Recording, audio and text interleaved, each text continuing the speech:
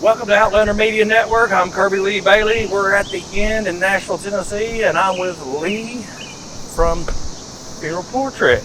That is me. Welcome. I'm here. I'm hyped to be here. I'm hyped to be back. Let's say that on your show. Exactly. Am I the first repeat customer or no? No, you're not the first repeat customer. You will be my third repeat Whoa, customer. That's sick. I love that. I love that though. That's sick. I love that. You were my very first customer. I know. Well, I'm honored today. And we were talking about this the other day, that on my first interview with you guys, you carried me along, and I appreciate that because I was kind of rumbling, stumbling, fumbling. It's okay though. Hey, listen, practice makes perfect, and I don't know, I kind of like interviews like that are just more chill and more like, what do I do? You know what I mean? And I love that though. That's sick. I don't know. I'm so in. But it gave me a trial by fire because right after I interviewed you, I went there cold feet into Jonathan Norris and Kingdom Collapse and did his, which is kind of ironic because me and Jonathan were talking at the bar later that night, and he said, I'm watching you wear those pants that you got on, and it looks like Ivan Moody's pants. That's so funny. Which is tied into this because you get ready to go on tour with Five Finger Death Punch, Marilyn Manson, and Slaughter to Prevail. Yes, it's crazy. I'm excited to go out with all of that. It's wild for me because we're doing the Inn in Nashville, right? And the Inn it's literally like a 210, 220 cap venue. And then we're about to go play Bridgestone Arena to 20,000 people at in 2 months. So it's kind of crazy to think about how that all is going down. So you deserve it. I mean, like I said, when we first saw you, I was like, this guy's, and you outlasted the band you opened for. I know. Because you opened for Palisades. Yes. And they're no longer together. They're not. No, and that's sad. I love those guys though. So that was crazy because that show, I don't know, Palisades was one of those bands because we toured with them in 2019 with From Ashes to New. So it was From Ashes to New, Palisades, Wake It Last and Us. And it was one of those things that we just really bonded with Palisades, and when they were like, hey, we're gonna release this new record and we want to go on a tour, a headliner, you guys want to come out? And I was like, yeah, we're definitely coming out. We want you to go on Five Finger was like, yo, this band's cool, let's just do it. So it was like, all right. And for us, it's just such a huge opportunity to push the message of Funeral Portrait, stand for what we believe in, and a really cool move to kind of go belly of the beast and just do it. It's going to be interesting because you're going to have one band that's deathcore. Yes. And then you got another band that's shock. Yep. And then you got the regular rockers. Yep. And then emo funk. Yes, yeah, exactly. I think for us it's cool because we do a show, Caleb swings his guitar, we'll do the kissing, we'll do the spit in the mouth, and if you haven't seen us, we're just crazy and it's kind of part of it. So, but I think for us, it's something different, and for us, we just look at every opportunity to just be like, all right, let's see whatever we can do to go to the next step, I don't know, it's one of those things that The play! That was funny. But no, I think for us, it's just part of growing as a band and trying to play as many different groups as possible. I think it'll be fun and a great experience for us to just do something different. We've been doing this band for 10 years, and it'll be cool to, like I said, really give the message of the Funeral Portrait to such a unique audience and such a different audience that maybe has never experienced this before. And it's something that I've talked about before where it's cool because a lot of arena shows, it's a lot of families go, a lot of younger kids that maybe never have experienced music before get to experience a show for the first time. And their parents maybe not showed them the Funeral Portrait or a band like the Funeral Portrait, so they don't know that a band like us exists or what we stand for exists and stuff like that. So I think it's cool that we get to be maybe their first show or their first experience to a band like us, and that's cool. That's the reason why we do this, is to go out on a tour that I know we can hang with the big dogs, I guess, too. You know, we hold our own.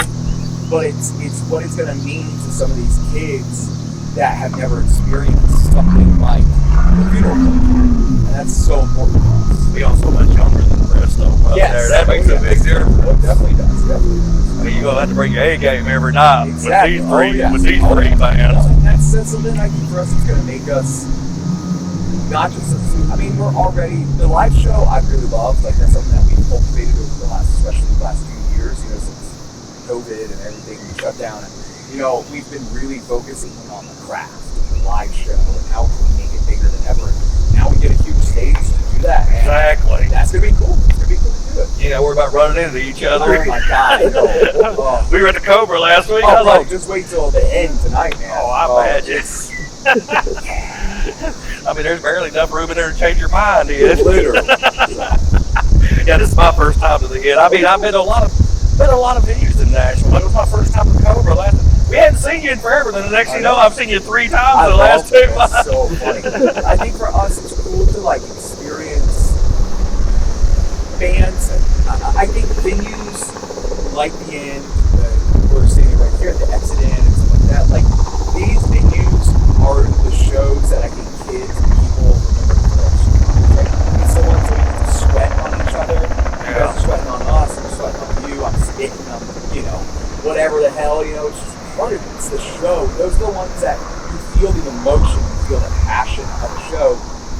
As much as I love bigger shows for the theatrics, I think there's a big difference between the difference of like being way over there, right? Like where that porch is probably where we will be, and the back of the arena will be way across the street. Not a cicada. Not a cicada. Weird. Oh, weird. And that's so, you know what I mean? Like that's such a difference of like, I just, you can't feel it, and especially if you're up top, you know, maybe the first 2 rows could like feel my sweat a little bit or something, you know, feel the passion that we're putting on stage. But like, look, a jumbotron, you're supposed to like, there's a disconnect. There's a disconnect. So, but this is where these clubs are where the true lifers become lifers, right? So like, we have, you know, people that drive all around, like come see us tonight. It drove 7 hours. You know, and he just drove 7 hours to see us in Nashville a week ago, you know, and it's like, that's what creates the true life things. Yeah, we're the same way. I mean, I know you guys drove 4 hours last weekend, and now you're driving 4 hours again today, and then you got another show to do tomorrow, you know, it's just, that's cool. Mm-hmm. Like to me, your passion for what you do is, to me, just as cool as my passion for what I do. And so many people, I think they forget that, right? They think about money, they think about like fame and all that kind of stuff, views, you know, for the YouTube or, you know, whatever it is, listens for the podcast, you know, on your end. And the same thing goes for us, like how many streams we have on Spotify and how many monthly listeners and how many followers and all that stuff. And like, at the end of the day, that doesn't matter. You don't make that much money on Spotify. No, and same with YouTube and all that. Like it's all like, it's not worth that, you know, for passion. And that's why these club shows are the most important. You know, and I you know, I don't know what the future holds for our band. I hope that it's huge. I hope that we get to go headline arenas ourselves and pick the bands that we want to bring out, you know, and stuff like that, and bring up a new rock band that we love. And that's something that Five Finger is a very like, Five Finger is like passing the torch, you know, and I think that at the end of the day is what we're ready to hand, like get handed, you know, and I think more than anything, I want to keep doing this, you know, the small clubs, the meeting people after shows, you know, like even on the arena tour, we are planning on going to merch after every show. Yeah, I'm not being able to sell it. It has to be the venue sells it. I mean, every arena's like that, you know, but I'll go hang out there. And if I can give away some free posters and whatever I can do, then I will. I mean, we've gone to venues like that, and there was a couple artists that do. Like one of the bands we saw down at the basement was Classless Act. Oh yeah. And the next thing I know, they were letting us hang out with them in Atlanta at the Motley Crue Stadium show. Yes. Oh, yeah. You know? That's what I'm talking about, right? Because that's how you make lifers in this. It's all about the connection. And if you just do it to blow the band up, if you're just taking something for something other than what it's really about, and that's the passion, then you're not in this for the right reason. And that's something that the funeral portrait will always stand by and say what we believe in, and we're going to preach it every single day, and we're going to put on the best damn show that we can. And hopefully that if you're not a listener or you're not a fan of our band, hopefully that converts it, that converts you into the coffee group, you know, and brings you to the show. I kind of call y'all's music emo funk. Yeah, because it's not like it's not that real sad emo music that used to be back in the day. Exactly. For us, it's way more about us. It's way more about emotion, right? So all of our songs have the emotion, right? So I call it emo, of course, and I think other people do too, because it's just emotional, right? And it's passion. There's passion involved. Your shows are so fun. Yes. It's not that depressing thing. No, like when we see bands like we did Blind Channel the other night, and shoot, they're full throttle up on stage. Blind Channel versus me, Don Broco. Have you ever seen Don Broco? Don Broco's one of my favorite bands. So yeah, dude, I did it. That's how we got to see the Used. That's it. Because we went to see the Used down here with Pierce the Veil, but the main reason we were there was Don Broco was opening it. Yeah, that's sick. I love that. And the Used put on a good show, and you just did a song with the Used. Yeah, we did a song called "You're So Ugly When You Cry," right? Which is, I guess, an emo title, right? But we wanted to do that. We wanted to do something a little classic and different. And for us, it was a song that Caleb, our guitar player, he wrote. He sent it to me, and he was like, "Just let me know what you think." Right? I don't want to step on any toes because he's newer to the band. He was like, "I don't know," and I was like, "Bro, we have to go record this right now. Like, we have to do this." So like, we worked on a demo together, and we wrote out the rest of the song kind of, and we sent it off to our A&R Lexi at Better Noise, and she was like, "This has to be on the record."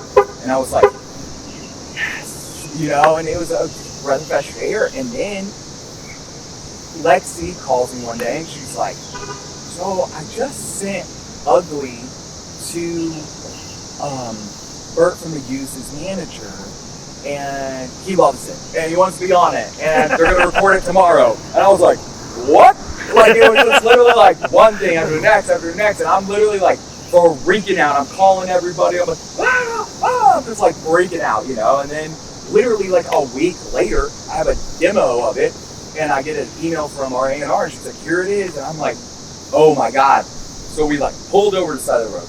I was like, I gotta record my reaction because this is gonna be too good. Because I know that band is so special to me. So I was like, oh my god, let's try it. So listen to it, and I just am dying. I mean, I literally just died because it's so important to me to have a nod or like this feeling with these people, where they're passing down the torch or of you know, a smaller band. Like, I mean, we're a very baby band, you know what I mean? And the idea of these other huge rock artists and rock stars, you know, and idols that I look up to are giving us these opportunities this year has been insane, you know, and it's been cool. Probably the cool thing was we've been sitting there going, "They ever gonna play these guys on Arcade?"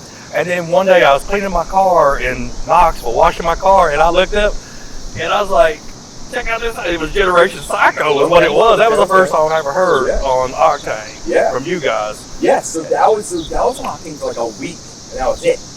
And then, because Dark Thoughts came out, and they were really, really feeling it, and they were like, let's really push Dark Thoughts. And how that kind of came about is we went and played the Silver Screen Con with Ice Nine, and you know, that was the whole thing Spencer invited us to do, and it was like, okay, cool. And our manager knows Spencer super well and helps run his con and all that kind of stuff. And it was one of those, okay, let's see what the band does, right? And I think we were told that we crushed it. And Vinny and Jose were there. Jose were there, and Jose was like hosting. And Jose, we did like a VIP, they do like a VIP night the night before the concert, where they do like karaoke, and some of the guys from Mike's Nine are there, and we were there, and Jose was hosting it, and Homer, we signed up Homer, our drummer, to sing our song Voodoo Doll, because we know for a fact he does not know the lyrics. He knows the drum parts, right? He can go voodoo da da right? But he does not know the lyrics. I can promise you. And that's the whole thing, is I bet you could ask 90% of drummers who they don't know the lyrics to the song. They're not listening. They're not listening to that. They got headphones on. Yeah, dude, they're just going in. They're going into the song, you know? So for us, it was like, okay, so we did that, and Homer got up there, had a great time. It was so funny. Like, it was just a great time. And I think we made everybody laugh, and it was just, we were hanging out, and we were real, we were meeting everybody. And then the next night, we got to play, and apparently we impressed Jose a lot, and they were like, we have to start playing you guys. So literally the next day, they started playing Generation Psycho, because I was out, you know? And then our label reached out, and they were like, so, we have a song called Dark Dots. You guys should listen to it. And Jose and Vinny were like, oh, we want it. Like, we need this now. Like we're playing this right now. And then they started playing it. And they got like a reverb and everything. And then now they're playing Ugly. Ugly's up there. And now, you know, we got more songs coming. We have an album soon, not bad. Yes! We don't know what the release date is. Yeah, we have a record coming. What's the release? Later this fall. Gotcha. So we got a record, and then we got songs coming before then. Big question. How much weight have you lost since the last time I interviewed you? You look great. Thank you. So it's wild. So in 2019, I was pushing probably like 300 pounds. So I've probably since 2019 in total, because that's like when I started my weight loss journey, I've lost like 80, 90, close to 100 pounds. It depends on the day, right? Because you know how that goes. So, I mean, you look a lot smaller than when we interviewed you the last time. Wow. That was what, 2022, 21? I don't even know. 22. 22, okay. And I could tell a difference when I saw you the other night at the Cobra. Yeah. And I was like, man, he's lost a lot of weight. Yeah, I also have a tour body. So when I'm on tour, I barely eat, you know, I'm always busy and I'm talking too much, you know, so I'm always yapping. I'm losing weight, you know. I'm working out right now. You can't eat and talk at the same time. Exactly. I know you like the yap too, bro. Oh, fuck yeah, I know. I'm all about it. So, I love that. Like, one of the things about your band that stuck out, and maybe y'all can have a contest when you're on tour, is the bassist. Rob. Yes. Rob. Yeah. Maybe I can have a contest while y'all performing and take a break and see how long he can bounce that bass on his chin. Oh, bro. That's awesome. I caught my eye the first time I saw you. On these arena shows too, bro. We're going all out with that stuff. So yeah, I mean, because you know, like tonight you'll see it. I have to almost do this up on stage, you know, so it's pretty short. So. Yeah, because like I said, that was one of the things that caught me the first time I saw you was him balancing that bass. That's pretty fucking amazing. He'll hold it with his teeth, you know, he'll do the whole nine. I mean, I think for us, again, it's about the show, but it's also about the passion. It's about maybe some laughs, too, and some fun energy movement. And I think people are so serious nowadays, and our music is very serious. It's very personable, you know, but it's not always about that, you know. For us, it's about having a great time and having a fun time. And I wouldn't be wanting to get up there and just play these songs that are not like this. Trust me, we don't want to see that because. And it's one of those things that, you know. We've seen some people that's gone up there. And like, there it is. Don't worry. We just let. Okay. He can make cicada pies out of them. Bro, don't. No. I'm being serious. No, we're not. We're not eating that. That sounds disgusting. Do not eat that. All right, we're going to wrap this up because we got to get ready to get a show rolling. We do. Appreciate you taking time and hanging out with Outlander. And we can't wait to see the show. Now, hey, have some lights this time so we have better footage. I can't promise you. We had a hard time with the Cobra. I was like, I see 5 shadows. No, that was rough. Hopefully this time we'll be better. So. I see 5 shadows. Well, hopefully next time we see you, it'll be at the arena. Bridgestone Arena. It won't be Bridgestone. Oh, which one are you going to? It looks like we're either doing Atlanta or Cincinnati. We'll have to do one or the other. We still don't know which one yet. We'll see there. Haven't made our mind yet. Maybe we'll do another interview. Yeah, we can do it at the big view. And Outlander, we're out of here.